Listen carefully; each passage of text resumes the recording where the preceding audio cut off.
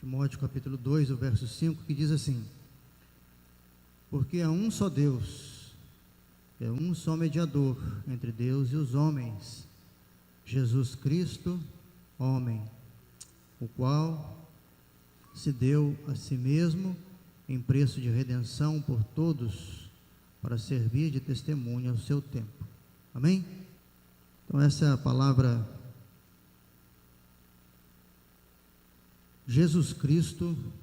Só há um mediador entre Deus e os homens. Nós estamos estudando aí os 500 anos da Reforma, essa reforma que foi apregoada ali nas portas da Catedral de Wittenberg, na Alemanha, onde Martinho Lutero afixou ali as 95 teses.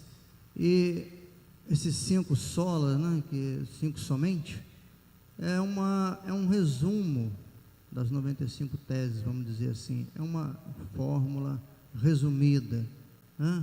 Somente Cristo, somente a graça, somente a fé, somente as Escrituras e só a Deus glória. Amém? Hoje nós vamos falar aí um pouquinho a respeito de esse somente Jesus Cristo, somente Jesus. Por que que os reformadores bateram firme e forte na questão de somente Jesus Cristo? Somente Jesus. No ano de 53 anos antes de Cristo, nasce um dos mais poderosos impérios reinos, república e império, depois que essa terra já presenciou. Nasce então a Roma, na Itália, na Península Itálica. Nasce na coalizão de 3 povos, né? Os latinos, os etruscos e os sabinos. Eu sempre troco o S dessa palavra. Tendo ali como seu primeiro rei, o rei Rômulo, segundo os estudos, as tradições. Isso vai aí até o ano de 359 antes de Cristo, quando Tarquínio o Soberbo, que foi o 7º rei de Roma, caiu e Roma torna-se uma república. E até o ano de 27, Roma é uma república, tornando-se um império no ano 27 antes de Cristo. Roma veio caminhando, veio crescendo a sua força política, a sua força militar, a sua força naval, até que chega no ano de 46 e há já uma rebelião e forma-se então o primeiro triunvirato. Quem está estudando sobre isso vai saber que foi estudado na escola. Forma-se então o primeiro triunvirato: Júlio César, Pompeu e Crasso. Depois vem o segundo triunvirato, Otávio, vem também Lépido e Marco Antônio, que todos conhecem da história de Cleópatra, quem já assistiu o filme. E esses 2 triunviratos, no segundo, Otávio, então, após derrotar os seus companheiros e que tornaram-se inimigos, nasce a República, nasce o Império Romano, com Otávio sendo então o primeiro imperador. E isso vai agora como império até o ano de 476, quando Roma deixa de ser império, e cai o Império Romano e extingue-se a história antiga e começa então a história medieval, que vai até o ano de 1478, a história medieval. E da história medieval até o ano de 1779, vai então a história moderna, e depois começa a história contemporânea, que vem até os dias de hoje. Mas no dia 27, quando Otávio começa a reinar, e quando chega no marco 0, da história, surge na face desta terra o maior de todos os impérios que se possa imaginar. Nasce em Belém da Judéia o nosso Senhor e Salvador Jesus Cristo, e aí nasce o que vai fundar o maior de todos os impérios já conhecidos sobre a face desta terra. Quando termina a história moderna e começa a história contemporânea, quando Napoleão Bonaparte é derrotado na Batalha de Waterloo por Wellington, o general inglês, e ele vai exilado na ilha de Santa Helena. E quando ele está exilado na ilha de Santa Helena, ele vendo que os seus intuitos caíram por terra, ele lendo as Escrituras, ele diz: eu invejo o reino de Cristo, porque diante de todas as angústias, diante de todas as tribulações e dificuldades, ele prospera em toda a face desta terra. Não há limites para o crescimento do reino de nosso Senhor e Salvador Jesus Cristo. E ele funda a maior de todas as organizações que esta terra já conheceu, a igreja.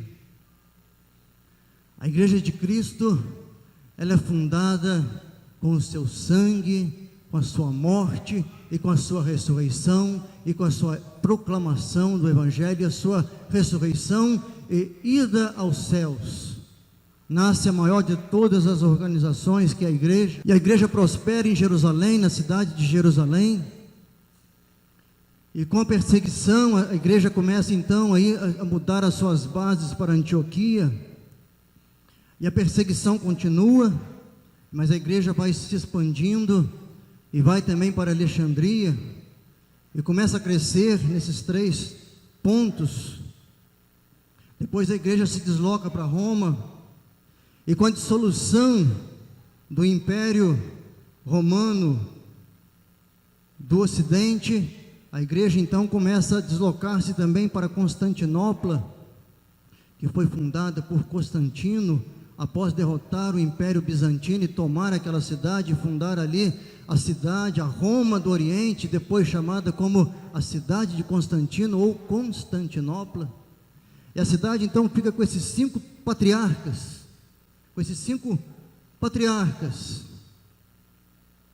Logo então, a igreja de Jerusalém, ela vai se minguando, Antioquia vai se minguando, ali na Alexandria vai se minguando, e ficam esses 2 pontos. Ainda Antioquia subsistiu um pouco mais, mas a igreja forte em Roma e Constantinopla. E foram então se expandindo e crescendo os seus impérios, os seus dogmas, as suas doutrinas, os seus cismas, as suas divisões, as suas lutas, para que fosse superior, até que Roma então chega ao absurdo de dizer que Roma era superior a todas as demais igrejas. E no ano de 1054 vem o primeiro cisma da igreja. A igreja agora é a igreja do Ocidente e a igreja do Oriente, totalmente dividida em suas doutrinas e seus ensinamentos. Separaram definitivamente e não se uniram até hoje. Mas a igreja do Ocidente, ela vem com as suas doutrinas de um evangelho espúrio, desconectado com as Escrituras, até que no ano de 1324, nasce no que é hoje conhecido a Tchecoslováquia, nasce na Boêmia, um homem chamado John Hus. Esse homem, apesar de não estar nas histórias da reforma protestante, porque ele antecede ainda a reforma protestante, vivendo ainda na época da idade medieval, Esse homem é um marco na história da igreja cristã. Ele vai de encontro a tudo que é ensinado em Roma, ele vai de encontro aos ensinamentos, mas ele não buscava construir uma nova igreja, mas reformar a igreja existente. E reformar uma coisa que já existe é muito mais difícil do que começar uma coisa nova. Nós tiramos isso pelas reformas que fazemos nas nossas casas. Mas ele não tinha intenção de criar uma nova igreja, mas de reformar a igreja que já existia. E começa a se debater com as doutrinas ensinadas em Roma, e ele vai se debatendo com aquilo, até que ele é excomungado pela igreja, e no concílio de Constança, ele é condenado à morte, à fogueira, a ser queimado vivo pelo nome de Cristo Jesus. A ser queimado vivo, porque acreditava nas Escrituras, porque tinha fé em Cristo Jesus, e cria que Jesus era suficiente para salvar o homem dos seus pecados e conduzi-lo aos céus. E quando ele caminha para a fogueira, ele observa numa pira, queimando todos os seus escritos, tudo que ele havia escrito, estava sendo queimado, e ele é levado então à fogueira para ser queimado. E quando o carrasco vem por trás para acender a fogueira, ele: meu filho, eu não estou com medo, pode vir pela frente. Se eu estivesse com medo, eu não estaria aqui, eu já teria negado a Cristo há muito tempo. Mas John Hus, e Hus significa ganso na sua língua tcheca, ou na sua língua da Boêmia daqueles dias, significa ganso. Então ele diz a mais solene de todas as frases que saíram dos seus lábios: hoje vocês queimam um ganso, hoje vocês matam um ganso, mas vai nascer um cisne, o qual vocês não poderão matá-lo. Se ele estava profetizando, eu não sei, ou se ele estava fazendo um trocadilho com o seu nome, eu não sei, e ninguém sabe. Mas se ele estava profetizando, alguns anos depois, nasce na Alemanha Martinho Lutero. E as pessoas, lembrando do que John Hus havia dito, o apelidaram de o cisne de Deus. O cisne de Deus, nasceu o cisne que havia sido profetizado. Porque esse homem debateu contra as doutrinas daqueles dias, e a principal doutrina que estava sendo disseminada, porque o Papa Leão X, na sua ânsia para construir a Catedral da Santa Sé em Roma, instituiu a venda de indulgências. Qual é o teu pecado? Qual é o teu pecado? Qual é o pecado da tua parentela? Qual é o pecado dos teus antepassados? Diz qual é o pecado. Os pecados foram esses: olha, você vai doar tanto, e era muito dinheiro, porque os pecados e as indulgências eram vendidas aos cidadãos alemães mais eminentes e proeminentes e ricos. A troco de dinheiro, eles compravam a sua salvação. E Martinho Lutero bateu contra isso, dizendo: não, a justificação é somente pela fé em Cristo Jesus, ela não vem desse jeito, ela não é desse jeito. E Roma constituiu um cidadão chamado John Tetzel para cobrar as indulgências, e esse homem saía nas portas dos castelos cobrando a salvação das pessoas. E ainda dizia quando a moedinha no fundo do cofre cai, uma alma do purgatório sai. Essa era a frase que fluía dos seus lábios. Mas Martinho Lutero enfrentou tudo isso, enfrentou esses homens, enfrentou de forma grandiosa e poderosa, E a Europa vivia agora, irmãos, na entrada da Idade Moderna, as mais grandiosas mudanças no campo da religião, no campo da indústria, no campo da socialização, no campo das artes. E Martinho Lutero ficou firme na sua decisão de servir a Cristo Jesus. E a igreja de Roma, então, o excomungou. E com medo da morte, os imperadores romanos, com medo de ser assassinado, esse homem, então, foi protegido pelos governantes, pelos reis, pelos imperadores alemães. E nesse tempo, ele fez uma coisa. Num ano de reclusão, ele fez uma coisa das mais grandiosas que um homem poderia fazer. Ele pega a Bíblia em latim, que até então era usada nas igrejas, todas as igrejas, ninguém entendia nada. Ele pega aquele livro e passa aquele livro para o idioma alemão, para que todas as pessoas pudessem ler um exemplar da Bíblia na sua língua natal. Você tem uma Bíblia na língua natal? Você tem uma Bíblia na sua língua natal? Você tem uma Bíblia na sua língua natal? Leia as Escrituras, porque você vai alcançar a salvação por meio deste livro. E assim começa então a Reforma Protestante, a mais gloriosa instituição já existente sobre a face da terra, a Santa Igreja de Cristo Jesus. E nós estamos aqui testemunhando e testificando do grande amor de Deus. Meus irmãos, ali nasceu a Reforma Protestante. No século seguinte, da Igreja moderna, da Idade Moderna, Idade Contemporânea, começam a surgir então as igrejas de Martinho Lutero na Alemanha, a Igreja Luterana, a Igreja Calvinista na França, a Igreja Russista ali na Tchecoslováquia e Suíça, a Igreja também reformada anglicana na Inglaterra. Depois começam a surgir então as igrejas denominacionais.